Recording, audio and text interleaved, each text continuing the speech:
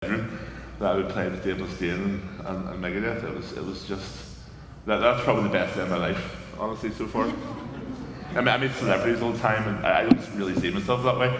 And it's just like meh, you know what I mean? They're just actors, and terrible actors. But to meet Megadeth and actually get to partake in a song with them, that was just some good shit. You know, I could never have imagined. I'm actually working on some original stuff with the bass player, David Ellison. So, yeah, it's pretty freaky. Yeah, that's not lost on me. I'm completely losing my mind still about it. I was like, what is happening in my life? So, That's awesome. who wants to know what happens tonight? Wait, what's tonight? What's tonight? Bat mitzvah. I'm gonna pass like a collection. My church needs a new roof. We've already learned that Captain Picard actually is the one that's on the throne at the end. That's what, Oh yeah. That's what Jonathan Frakes said, and he doesn't lie. So tell us a little bit, because I'm sure we're going to get a lot of Game of Thrones questions. No.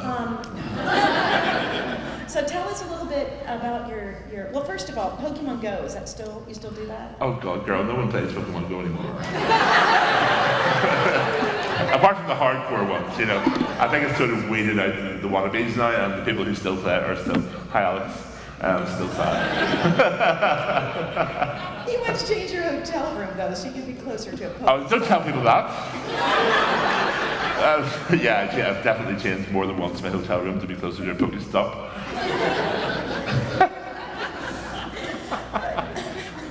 Thanks for that. So, tell us a little bit about your DJing. Oh God. Yeah, I mean, when I first started in Game of Thrones, people knew me as a DJ and a musician in my local sort of area. And when I first got cast, the internet reacted, as you know the internet does so kindly. Said, oh, this guy's a DJ, he's not going to be able to act. And I'm like, that was my first reaction. And then it came out that I was a DJ. And the people who knew me as an actor were like, oh, he's an actor, he's not going to be able to DJ. And I'm just like, come on, guys. I can do two things. It's not like brain surgery and stamp collecting. Oh, yeah, that's a really, really bad example, but you know what I mean? It's not like brain surgery and a friggin' astronaut. You know, I studied both in college. Music's always been my first passion and love, and always will be. But it's really the performance. I like to perform. I like to be someone else. Being on stage, DJing with people. I'm not me. I don't see myself as me. It's the same as being an actor. You know. Okay. And I continue to DJ. I'm always on tour. I'm always in some far-flung part of the planet. Columbus, Ohio, next Thursday. Thank you. Last time I was in Columbus, I had a friggin' awesome night, so I can't hate on that one. It's a really nice time. So you know, I've been to some shitholes and telling you that for nothing. That's not one of them. I'm not naming them either. But yeah, I'm super lucky. I've got 2 jobs. Who gets to say they have 2 jobs? I love both of them. Yeah, I'm super lucky. Okay, you guys can start lining up now for questions.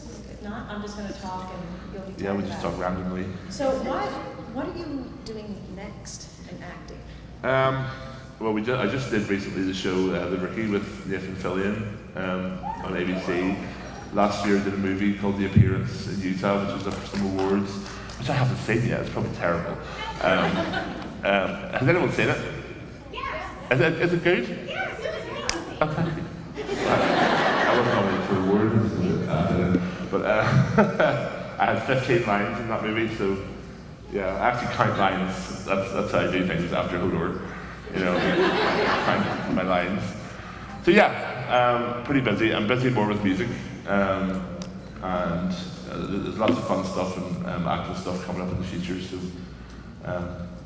you haven't got rid of me yet.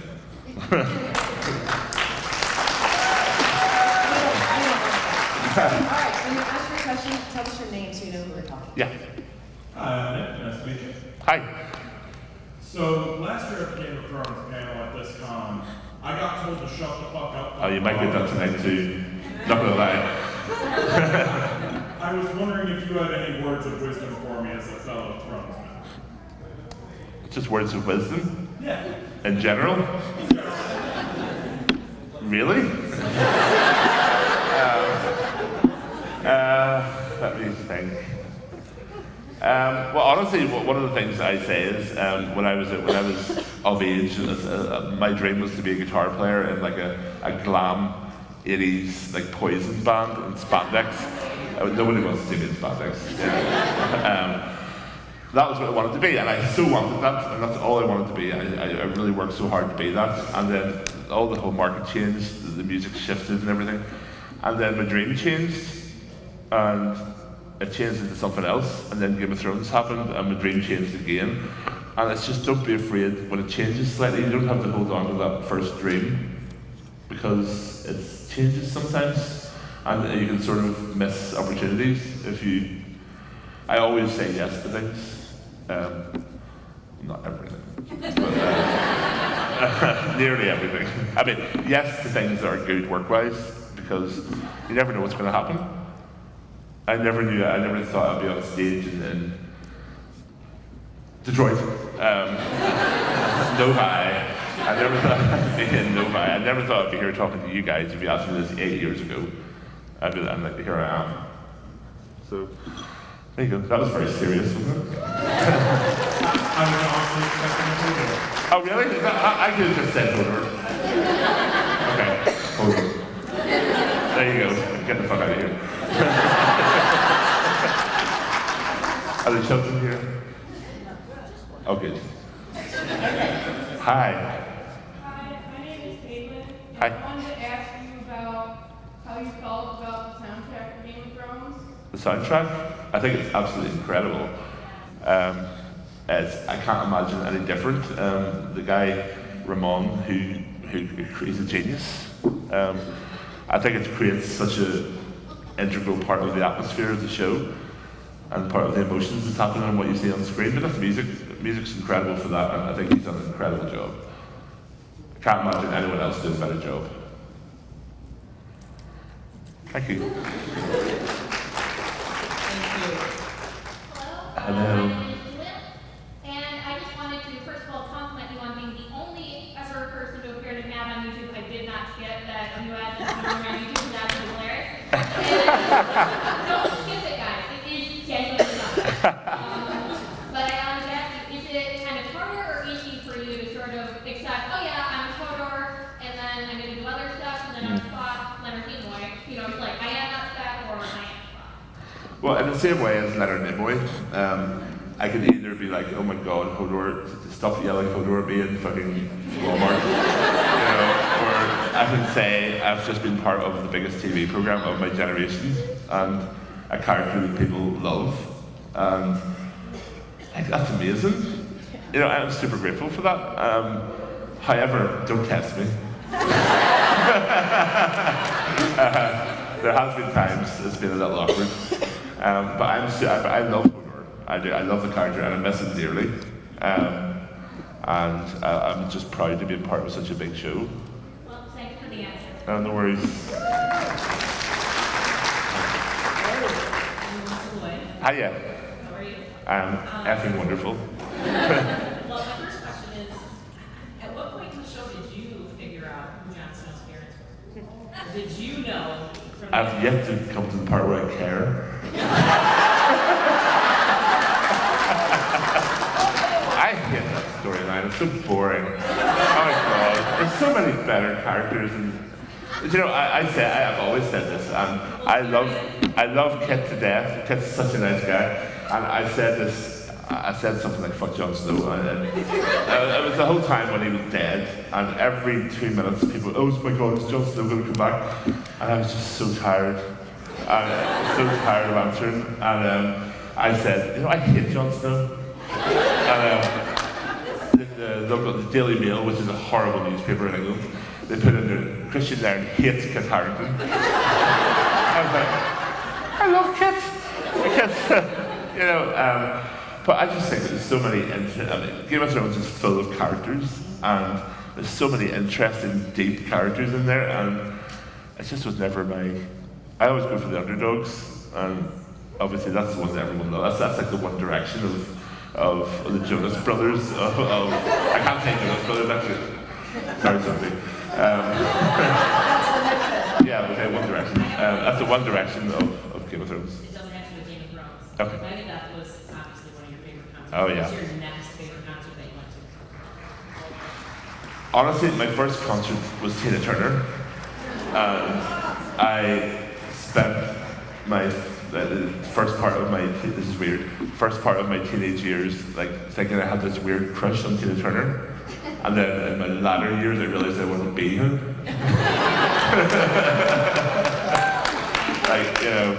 That was incredible. My mom drove me down to Dublin, and she sat with a little box of buns.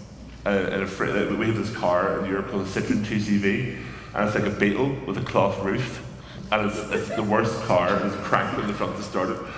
And my mother sat for 14 hours in like -7 degrees while I went into the concert on my own, and she just sat with little cupcakes, and I'll never forget that. That was an awesome day. Thank you for sharing. You're welcome. Joshua, Hello. so favorite scene to film and least favorite scene to film? Sorry, what? Your favorite scene to film and Okay. your least favorite. Favorite. Yeah, a favourite scene to film would probably be my death scene, honestly. It was epic scene to film. We spent like 3 weeks on one scene. It was like 3 or 4 different locations. Like, you watch this on screen, it all just flows. But 3 or 4 different locations, interior, exterior. There were like 7 different doors. You know, there's a stunt door, there's principal door. And yeah, we just a lot of effort into that because they filmed it chronologically. Because as an actor, it can be difficult if you film your death scene first in a season. Because I've seen that happen to people, and then you have to go back and do the rest of your stuff. It's really weird. But like, this was right. It was on my 40th birthday as well, right on the end of my filming. And they built this entire network of cave tunnels inside this place in Banbridge in Northern Ireland. And it was so real. It was so real. It was terrifying. It was absolutely terrifying. And we put so much effort into that scene. I'm so proud of it. And then my least favourite scene is definitely episode 8 in season 1, which is where I had to strap on a 16-inch prosthetic cock. My agent loves this story. So yeah, that was interesting. They had made 2 of them, which I find interesting. Well, the first day I met my extra cock, I'm so sorry for children. I'm so sorry. There's a child there. Oh my god. Hi. Yeah, I'm talking about roosters. Yeah. Well, one of the roosters had, they made it, this is my hair, they made it with this like tight black afro cock hairs. Rooster hairs. And I'm like, where is that going to go? Like, it so doesn't match the drapes. And then I met the real one. Richard Madden, who played Rob Stark, had it on him and was running around the car park with it on. And it was not the most dignified thing. It was actually like a pair of pants. It was on the prop list as PPP, prosthetic penis pants. Sounds like a drug. That had to be plaited into my own rooster. It's all for your benefit, child. Plaited into my own rooster garden. And then glued, and then yeah, I literally had to redo that scene. It was a rainy day. We were promised a closed set, which is like only the people necessary know. There was like 200 people there. Even the people who owned the land that was filmed on were there. And I had to keep being reset. And I had to like hide in a bush like a sex pest. Every time I emerged from the bush, there was a pheasant. You know what a pheasant is?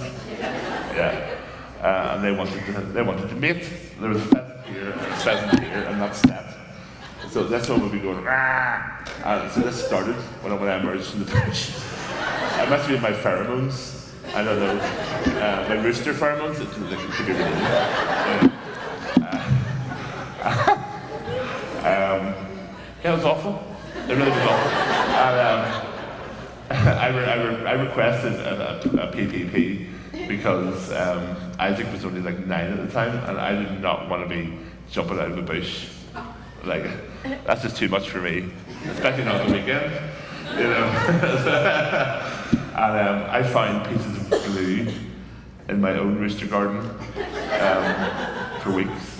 I had to pick it out. I could have just showered, but you know. So there you go. That's what you bargained for. He's gone. He's gone to sleep. Hi, my name is Olivia. Hi. I'm not able to answer this question. I have a backup question. Oh, God. But how do you feel about the current season? Because there's a lot of mixed feelings. Okay, I have very strong feelings about this. I don't think I can say it though.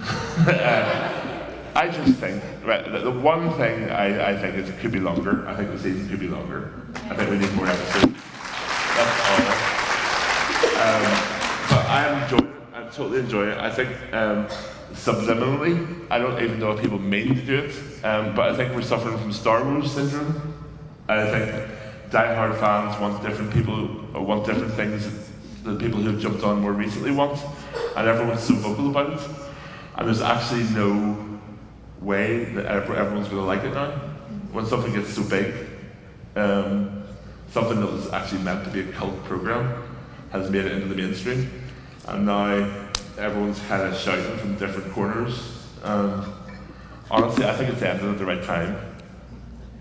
Much as I'm sad to say that, I think it's great. I do think it's great, and I know how hard they worked on that. And when people say things like Danny's acting out of character and stuff,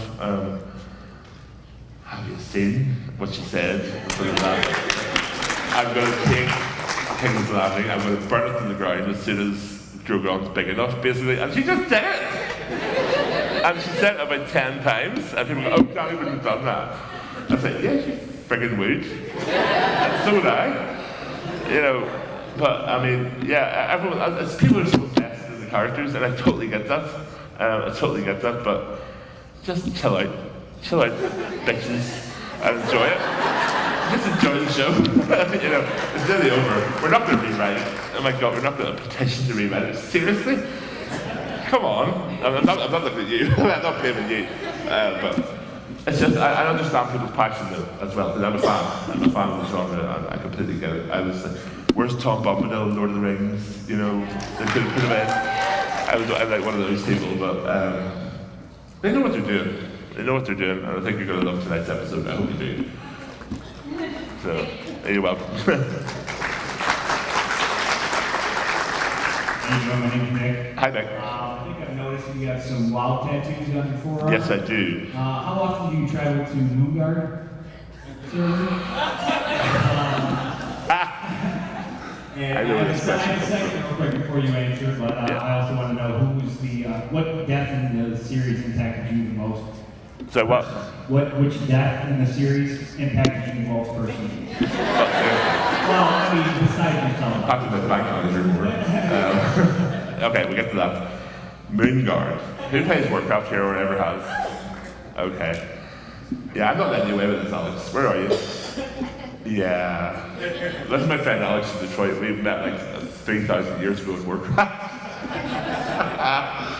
We all made Moongard is an RP server where basically everyone goes to take their clothes off in the tavern. It's really weird. And we don't have, I'm totally calling you out, girl. Totally calling you out. I have information. We've made this like band of characters because we couldn't believe how creepy it was. So we went into the inn, and fair enough, there were people like offering gold to take all your armor off and all. And I'm like, This is so freaky. But I'm going to skip to the end of the story because we logged in like the day after, and well, that's fine. We know what it is now. We're never going to go back. And we logged in, and Alex was there on her own. Yes, you were there. Your character was there with no clothes on, dancing in a fountain. Whatever. I can't hear you. Sorry. Yeah, she's an A slut.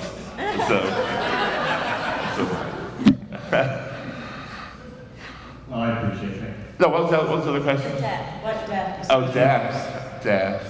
There's so many.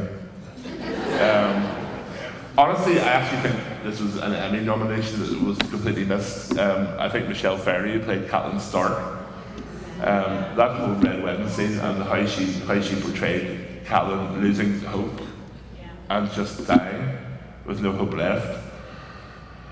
It still gets me. That was just incredible. I think she should have got an Emmy that year. Yeah, it's brutal. Yeah. Thank you. Yeah. So I was just wondering if your love of metal and your love of DJing ever gets overlap, and you ever throw any heavy metal on in your sets. That would be terrible. Saying as most people in my crowds, not an application here, are probably on some substance. I can't imagine if I put Slayer on. I think it might be, oh yeah, I love it. I mean, I totally love it. But I don't think it would go down too well. However, I've just done a remix of David Ellison has a side band. I can't remember the name of it, but it's going to be out very shortly. I've just done like a industrial techno type mix of one of his tracks. So that'll be out very soon. Yeah. Hi. Hello there. Hi, I'm Caitlin. I met you yesterday. Yeah, I remember. And I told you that I'd ask this question and all questions. Mm-hmm. So I was thinking about Game of Thrones, and obviously there's some beautiful scenery in that. Like all the way to King's Landing is beautiful, all the way to the wall. What was it? And Winterfell and everything, there's so many places and exotic locations. And the colors are beautiful and everyone's just mesmerized. Speech. You have to give me a speech. It's a question. Builds it up. Okay. So I guess Ready. the question to end all questions is, what's your favorite color?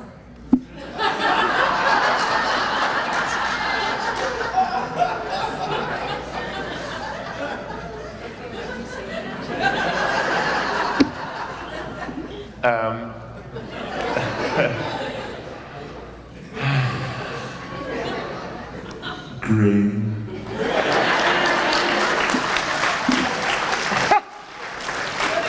I felt you all hanging in that answer there. That was really important. Thank you for that. Hey there. So obviously you're pretty caught up with the show. I'm gonna take a look. Yes. What are your favorites or least favorite arcs that we've seen so far? Arcs? Yeah, like character arcs, stuff like that. So like, who's your favorites? Who are your least favorites? No, I don't. Other than you.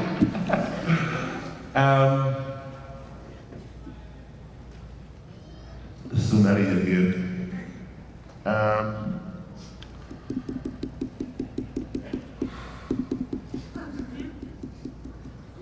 Trying to think. I know the end of the arc, so I'm trying not to. Of course I know. I've known for a year. It's been really hard. Really hard. I mean, I kind of like the Jaime and Cersei thing. I mean, I got really sad last week when they both. Spoilers. Hello. Has everyone caught up? Okay. Okay. A few names there. Sorry, guys. Well, whatever happened last week, yeah, I mean, it might have been, some people said it might be a bit more dramatic, but I mean, I just thought, like, after all that, he really loves her. And I love Cersei as a character. I mean, she's so evil, but I love a Disney witch. And she was that for me. She was just like a calculated, just a wonderful character. And just to see that people thought he was a killer and stuff like that, just to see that he really did love her. And all the weird, twisted family weirdness. Still kind of nice. You know, I don't advocate it. Obviously, Kristian Nairn does not condone incest. But not in this part of America, anyway.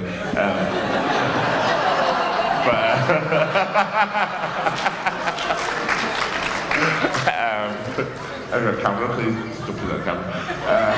Never booked again, south of Indianapolis. But yeah, I love that character arc. Yeah, there's so many though. And even Daenerys is, I mean, she's right where I imagine she would be. Crazy dragon queen. Fire. Do you have a least favorite character? A least favourite character, well, it'd be cheap to say Jon Snow after all the hating I've done on it. I don't hate Jon Snow, I don't hate him, it's just not my favourite, and it's everybody else's favourite, so I instinctively gravitate against that. So, the least favourite character, I mean, Littlefinger was a douchebag, but he was an awesome douchebag. That's the thing about Game of Thrones characters you actually love. You can say Joffrey is an awful person, but everyone loves him at the same time. Missed him when he left the show. Really hated Ramsay. Actually, Ramsay, he gave me the creeps, man. And he's also a great guy, obviously. Outside of the show, and yeah, I'm gonna go with Ramsay. Thank you. Thank you. Oh God, put the microphone down. Okay, hello. Hi, this is Alex. Very serious question. So, you know, you're one of my favorite humans in the whole world. And you're one of mine. Thank you. I really look up to you just in the gay community in general. And, you know, I remember back in the day when, you know, I would hear something like hurtful, whether it was about myself or maybe it's something I read about you on the internet or something, you always taught me to, you know, just, you know, have a lot of pride in myself and not, you know, That made me cry. about what, you know, other people have to say about you or me or anybody, you know, they don't know you personally. But anyway, so I just want to know, you know, every now and again I hear about something about you, you know, being gay. Yeah. And I just want to know, how do you handle that now? And first of all, anytime I do see you handle it or say something, you're always so kind and you represent the community so beautifully. You really do. I'm just being myself, guys. I don't know how to be anybody else, so that's the important thing. But go ahead. So, how do you handle it now? I mean, are you comfortable putting people in their place pretty quick, or do you like to take the time to educate, you know, people since you're so, you know, you have a big stage, you know? Yeah, it's an interesting question, and I have respect for people's different views. I do. I don't agree with everyone else's views on things, and I don't expect them to agree with mine. However, the only truth I stick to is I have no interest, I promise you 100%, I have no interest in what you do in your bedroom. You can do whatever you want from a chihuahua to a fucking, I don't care. And you better not be interested in what I do in mine. It's a private thing. Sexuality is such a personal and private thing. And everybody deserves the right to love whoever they want. I would never tell anybody what to do. It's the most primal thing within us. I was never conditioned by anybody to be who I am. I was only given the freedom to be who I am. And fuck you, everybody thinks differently. You know, seriously. I mean, whilst I respect it, I don't want it in my face. But I self-love, I really do. But it's just being strong in who you are. The stronger you are as a person, it doesn't matter. It doesn't matter. The things that matter are like the laws, and they matter. It's just let everybody be equal. It doesn't harm anybody. It doesn't hurt. Gay marriage doesn't hurt straight marriage. If you don't want to marry a man, don't fucking marry a man. You know what I mean? That's a simple question. I'm not a religious person. I don't want to stop anybody else from being religious. That's great. You know what I mean? Do it, but don't impose it on me. You know what I mean? That's all it is. Live and let live. And that is in the Bible, I believe. Live and let live. And that's it. It's very fucking simple. Sorry, child. So. Well, you're very wholesome and I appreciate you. Well, I appreciate you, Jane. You're one of the strongest people I know. So, thank you very much.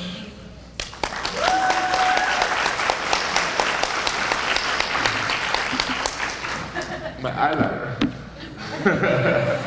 I can't believe I have to follow that. Yeah, thank you. My name's Dan. So you, obviously you're a DJ. Yes. Do you produce? And I do produce. Who are some of your more influential producers that you like? I think we cherry-pick music these days rather than like having a favourite producer or artist. Really, a lot of my favourite people are like old school people like Paul Oakenfold and old sort of progressive and trance DJs. But I actually have a track, which I can't believe yet again I'm saying, but I've co-produced a track with Ferry Corsten, who is a European Dutch trance DJ, who is literally, he was so influential for me when I started DJing. It's going to be out in the next couple of months. Plug. It'll be on all sorts of shit. It'll be on everything with an internet address, and it's called Galaxia. And it has a spaceman in the front. You're very welcome, man. You're very welcome. I hate to sit on the back to you, I'm so sorry. What? I hate to sit on the back to you. Actually, no, it's quite cool, actually. I'm just gonna climb in there like Brian here soon. Oh, yeah.